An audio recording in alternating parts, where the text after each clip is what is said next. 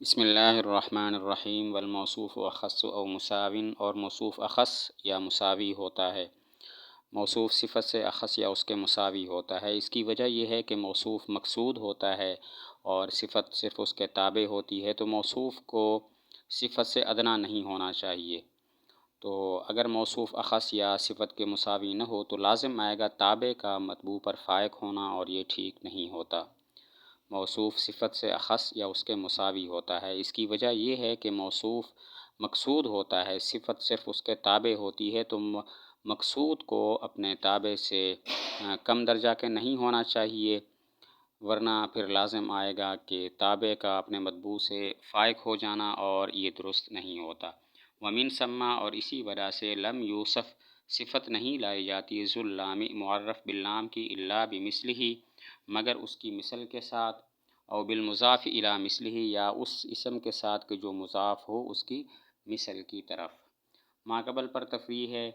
کہ چونکہ موصوف صفت سے اخص یا اس کے مساوی ہوتا ہے، اسی وجہ سے معرف باللام کی صفت معرف باللام یا مضاف الی معرف باللام آئے گی، جیسے جاءنی الرجل الفاضل اور جاءنی الرجل صاحب الفرس۔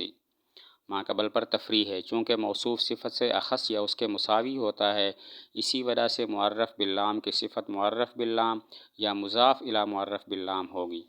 جیسے جاءنی الرجل الفاضل اور جاءنی الرجل صاحب الفرس۔ تو اس کی وجہ یہ ہے کہ معارف میں سے معرف باللام ادنا درجے کا ہے، لہذا معرف باللام کی صفت معرف باللام ہوگی تاکہ برابری ہو جائے، یا پھر معرف باللام کی صفت مضاف الی معرف باللام ہوگی، کیونکہ مضاف کی تعریف مضاف الیہ کے تعریف کے برابر ہوتی ہے، تو اس طرح اب بھی موصوف صفت ایک دوسرے کے مساوی ہو جائیں گے۔ اس کی وجہ یہ ہے کہ معارف میں سے معرف باللام ادنا درجے کا ہے،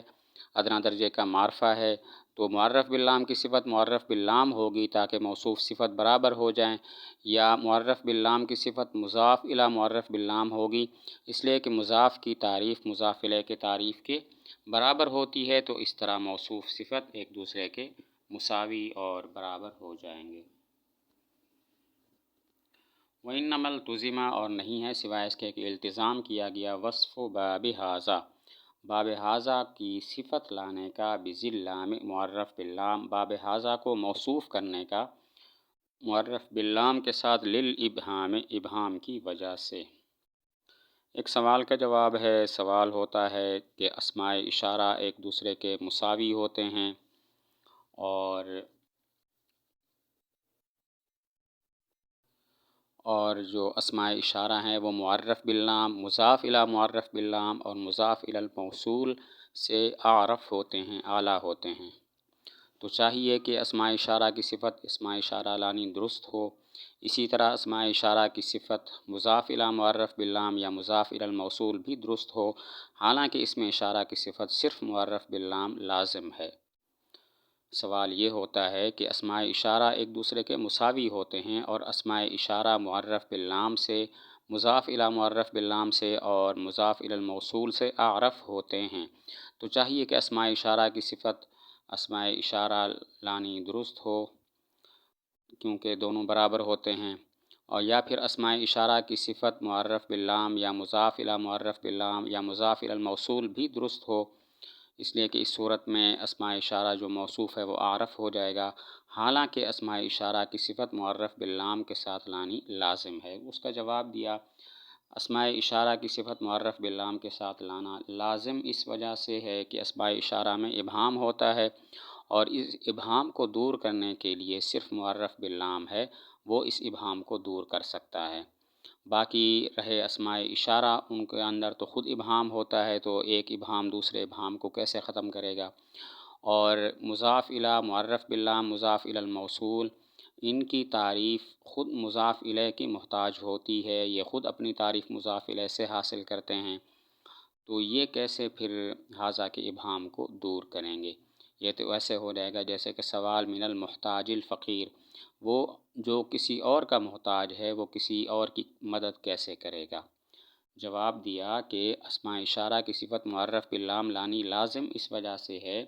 کہ اسماء اشارہ میں ابہام ہوتا ہے، اور اس ابہام کو دور کرنے والا صرف معرف باللام ہے۔ باقی رہا اسماء اشارہ، تو ان کے اندر تو خود ابہام ہوتا ہے، ایک ابہام دوسرے ابہام کو کیسے ختم کرے گا؟ اسی وجہ سے اسماء اشارہ کی صفت اسماء اشارہ بھی درست نہیں ہے۔ باقی مضاف الی معرف باللام، مضاف الی الموصول، ان کے ساتھ صفت لانی اسماء اشارہ کی اس لیے درست نہیں ہے کہ مضاف تو خود اپنی تعریف مضاف الیہ سے حاصل کرتا ہے، تو اگر ان کے ذریعے ھذا اسم اشارہ کے ابہام کو دور کیا جائے تو لازم آئے گا سوال من المحتاج الفقیر، ایسے سے سوال کرنا، ایسے سے مانگنا کہ جو خود محتاج اور فقیر ہے، اور یہ درست نہیں ہے۔ ومن ثم، اور اسی وجہ سے ضعف ضعیف ہے، مررت بہذا الابیض، میں گزرا اس سفید کے پاس، وحسن، اور حسن ہے، بہذا العالم، میں گزرا اس عالم کے پاس۔ ما قبل پر تفریح ہے کہ چونکہ اسم اشارہ کی صفت معرف باللام نانا اس وجہ سے ہے کہ تاکہ ابہام دور ہو جائے، تو اس وجہ سے مررت بہذا الابیض یہ ترکیب ضعیف ہے، کیونکہ الابیض سے ھذا کا ابہام مکمل طور پر ختم نہیں ہوا، کیونکہ الابیض سے یہ معلوم نہیں ہو رہا کہ وہ انسان ہے یا غیر انسان ہے، لیکن کچھ ابہام ختم ہو گیا، کیونکہ اتنا تو کم از کم معلوم ہو گیا کہ وہ غیر ابیض نہیں ہے، تو اسی وجہ سے یہ ترکیب ضعیف تو ہے، ناجائز نہیں ہے۔ اور مررت بہذا العالم یہ ترکیب حسن ہے، کیونکہ العالم کے ذریعے ابہام مکمل طور پر ختم ہو گیا کہ وہ انسان ہے، غیر انسان نہیں، نیز وہ مرد ہے، عورت نہیں ہے۔ ومن ثم، ما قبل پر تفریح ہے کہ چونکہ اس میں اشارہ کی صفت لانا معرف باللام کے ساتھ اس وجہ سے ہے تاکہ ابہام دور ہو جائے، تو اسی وجہ سے مررت بہذا الابیض یہ ترکیب ضعیف ہے، کیونکہ الابیض سے مکمل ابہام دور نہیں ہوا۔ الابیض سے یہ معلوم نہیں ہو رہا، الابیض سے کہ وہ انسان ہے یا غیر انسان ہے، لیکن کچھ ابہام دور ہو رہا ہے، کم از کم اتنا معلوم ہو رہا ہے کہ وہ غیر ابیض نہیں ہے، وہ اسود نہیں ہے۔ اسی وجہ سے یہ ترکیب ضعیف تو ہے، ناجائز نہیں ہے۔ لیکن مررت بہذا العالم یہ ترکیب حسن ہے، کیونکہ العالم سے ابہام مکمل ختم ہو گیا، معلوم ہو گیا کہ وہ انسان ہے، غیر انسان نہیں، نیز معلوم ہو گیا کہ وہ مرد ہے، عورت نہیں ہے۔ العطف معطوف بالحرف تابع، ایسا تابع ہے، مقصود بالنسبت جو نسبت کے ساتھ مقصود ہے، مع مطبوعہ اپنے مطبوع کے ساتھ، ویتوسط بینہ وبین مطبوعہ اور درمیان میں لایا جاتا ہے اس کے اور اس کے مطبوع کے درمیان، احد الحروف العشرۃ 10 حروف میں سے کوئی ایک، وسیأتی اور ان قریب آئیں گے، جیسے قام زید وعمر، کھڑا ہوا زید اور عمر۔ معطوف بالحرف وہ تابع ہے جو نسبت سے مقصود ہو اپنے مطبوع کے ساتھ، یعنی مطبوع اور تابع دونوں نسبت سے مقصود ہوں، وہ چیز جو مطبوع کی طرف منسوب، جو تابع کی طرف منسوب ہے، وہ مطبوع کی طرف بھی منسوب ہو، اور تابع اور مطبوع دونوں اس نسبت سے مقصود ہوں۔ معطوف بالحرف وہ تابع ہے جو اپنے مطبوع کے ساتھ نسبت کے ساتھ مقصود ہو، یعنی جو چیز تابع کی طرف منسوب ہے وہ مطبوع کی طرف بھی منسوب ہو، جو چیز مطبوع کی طرف منسوب ہے وہ تابع کی طرف بھی منسوب ہو اور اس نسبت سے مقصود دونوں ہوں، جیسے قام رجل، قام زید وعمر، اس میں عمر معطوف بالحرف ہے، اس کی طرف قیام کی نسبت ہے جو زید کی طرف ہے، اور قیام سے زید اور عمر دونوں مقصود ہیں۔ قام زید وعمر، اس میں عمر معطوف بالحرف ہے، اس کی طرف قیام کی نسبت ہے جو نسبت زید کی طرف ہے، اور زید اور عمر دونوں اس قیام سے مقصود ہیں۔ باقی فوائد و قیود یہ ہیں کہ تابعون بمنزلہ جنس کے ہے جو تمام توابع کو شامل، مقصود بالنسبت یہ فصل اول ہے، اس سے نعت، تاکید اور عطف بیان خارج ہو گئے کیونکہ وہ مقصود بالنسبت نہیں ہوتے، اور مع مطبوعہ سے یہ فصل ثانی ہے، اس سے بدل خارج ہو گیا کیونکہ بدل مقصود نہیں ہوتا۔ تابعون بمنزلہ جنس کے ہے جو تمام توابع کو شامل ہے، مقصود بالنسبت فصل اول ہے، اس سے تاکید، نعت اور عطف بیان خارج ہو گئے کیونکہ وہ مقصود بالنسبت نہیں ہوتے، اور مع مطبوعہ فصل ثانی ہے، اس سے بدل خارج ہو گیا کیونکہ بدل مقصود بالنسبت نہیں ہوتا۔ ویتوسط،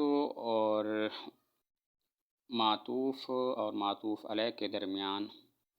یعنی تابع اور مطبوع کے درمیان حروف عشرہ 10 حروف عطف میں سے کوئی ایک واقع ہوگا، جیسے قام زید وعمر میں درمیان میں واو واقع ہے۔ معطوف بالحرف میں تابع اور مطبوع کے درمیان حروف 10 10 حروف عطف میں سے کوئی ایک واقع ہوگا، جیسے قام زید و عمر، اس میں واو حرف عطف درمیان میں واقع ہے۔ یہاں پر سوال یہ ہوتا ہے کہ لا، بل اور لیکن حروف عطف میں سے ہیں، حالانکہ یہاں پر تابع اور مطبوع دونوں مقصود نہیں ہوتے بلکہ احد الامرین مقصود ہوتا ہے، جیسے جاء زید لا عمر، تو اس میں زید اور عمر دونوں مقصود نہیں ہیں بلکہ ایک مقصود ہے، تو پھر یہ تعریف درست نہیں ہے کہ تابع اور مطبوع دونوں مقصود ہوتے ہیں۔ سوال ہوتا ہے لا، بل اور لیکن حروف عطف میں سے ہیں، حالانکہ ان میں تابع اور مطبوع دونوں مقصود نہیں ہوتے بلکہ احد الامرین مقصود ہوتا ہے، جیسے جاء زید لا عمر، اس میں صرف اس میں زید اور عمر دونوں مقصود نہیں ہیں بلکہ ایک مقصود ہے، احد الامرین ایک مقصود ہے۔ تو پھر یہ کہنا کیسے صحیح ہوا کہ عطف میں تابع اور مطبوع دونوں مقصود ہوتے ہیں؟ جواب یہ ہے کہ تابع اور مطبوع دونوں کے مقصود ہونے کا مطلب یہ ہے کہ مطبوع تمہید کے لیے نہیں ہوتا اور تابع مطبوع پر متفرع نہیں ہوتا۔